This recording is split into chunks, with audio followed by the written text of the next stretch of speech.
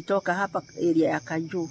Nilienda huko primary school at 9:30.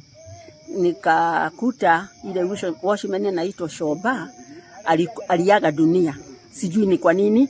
Kauliza mwalimu mmoja, kwa nini hii Shoba aliaga dunia na mlikaa hapa aje? Kaniambia yule mwalimu mmoja, kaniambia tulisikia herufi baya.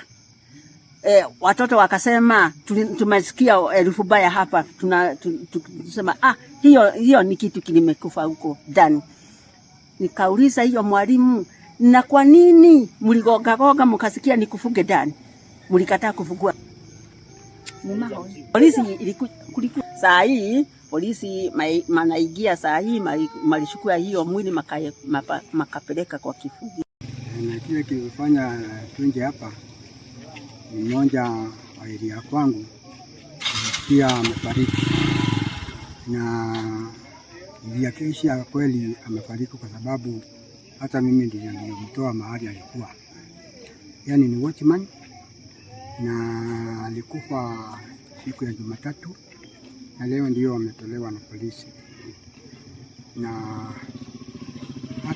hata walimu hawakujua, hata sisi hatukujua, lakini vile naona huyo watchman hakuwa anapiga ripoti asubuhi akienda.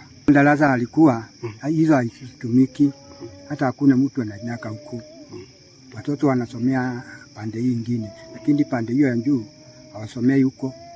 Ni watoto tu walikuwa wanasulula wakiwa kwa shule, wakaona inzi zinatoka pande hiyo, wakauliza kitu gani kinanuka hapa. Ndipo nilisikia mwalimu alienda, hiyo mlango ikafunjwa. Na huyo amefariki leo, mimi namuitanga anko. Sisi tunaitanga jina utani anko.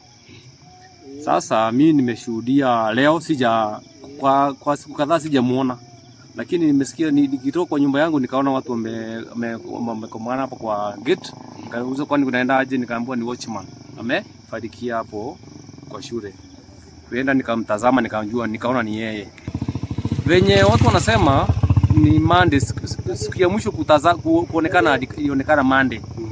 Wale walikuwa na yeye Monday, lakini sasa hatujui ama alifariki the same Monday ama alifariki siku gani. Shule ni shule ya msingi, kuna darasa za watoto wa juu na chini.